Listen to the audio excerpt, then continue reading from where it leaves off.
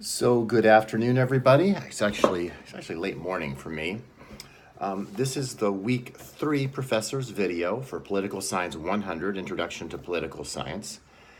And for this week, we will be doing chapters 5 and chapters 6. Chapter 5 is on political systems, states, and nations.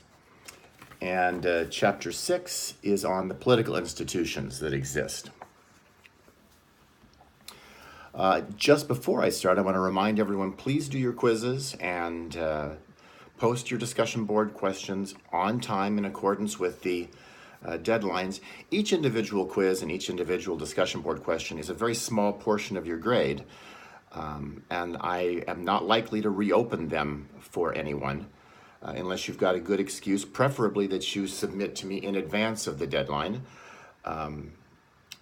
But if you've missed one or two, don't worry. It's a very small portion of your grade, and just concentrate on future assignments. So the first thing we're going to look at is what is a state? We kind of take it for granted that countries exist as states around the world. We have the United States of America, we have Canada, we have Mexico. There's a line or a river or a mountain that decides when you're no longer in one country and when you're in another country.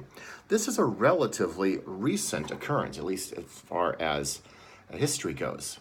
You go back several hundred years, and the line between France and, say, Belgium was never all that clear.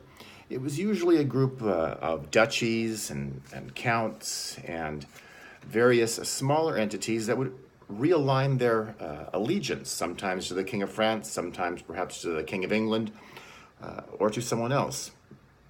But we now look upon states as kind of the basic building block of the world, where everyone has a country. They usually have defined boundaries, and they often have a lot of similarities. They might have, they'll clearly have a similar government, although there are a few countries that do not have effective governments. Somaliland is an example of that. Oftentimes they'll have a common religion, a common language. That doesn't mean to say that every person speaks the language in that country or that every person is that religion, but there will tend to be dominant languages and dominant religions. There are very few countries that have multiple dominant languages.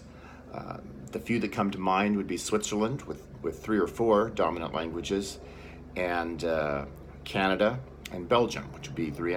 And at least with Belgium and Canada, they have had some amount of stress because of the multiple languages. Some countries with multiple religions have also had some stress. We see that right now in Myanmar, the former Burma. And so oftentimes a more successful state will be more homogeneous. They will be more, look upon themselves as being a nation that they can feel allegiance to.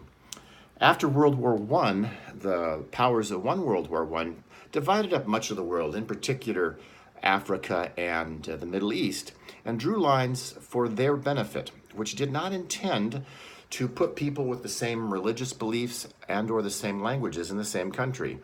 And we have tended to have a great deal of trouble ever since then. Iraq is a classic example, where it really combines Sunni, and Kurdish people into one country that was not a logical country. And of course, it is breaking apart as we speak. As far as when governments are set up, most governments are set up with 3 branches of power. They have to have 3 branches of power, but the vast majority of modern countries do have 3 branches of power, one being the executive, one being the legislature, and one being the judiciary. So the executive is kind of the person, sometimes persons, but almost always one person, who's in charge of the country, kind of viewed as the president. And you have 2 types of chief executives. One, you will have a head of government, which is the person who actually has the power to control the country.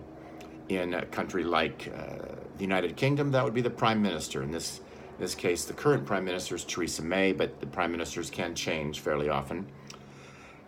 And you will also have a head of state. That is the titular or official head of the country, but who probably lacks a lot of the power. Many countries have this division between head of state and head of government. In the United Kingdom, for example, currently, Queen Elizabeth II is the head of state. She will be on the coins. She's viewed as the official head of the country, but the true head of the country, the one who's actually exercising power, is the Prime Minister. Some countries do not separate the head of government from the head of state. The United States would be an example where the president is both the head of state and the head of government. When it comes to legislatures, these are the groups that pass the laws that usually have to be signed by the executive and who raise the money for the government to be run.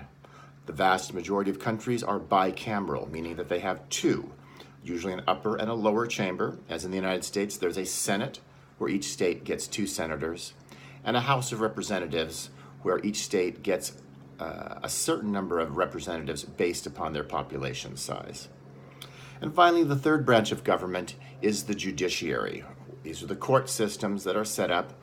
Some countries have very powerful court systems. Some countries do not have powerful court systems, but they are the ones that are intended to interpret the law. So that's what we're discussing this week. If you have any questions, feel free to contact me at valfred@yahoo.com, and I will talk with you later. Thank you.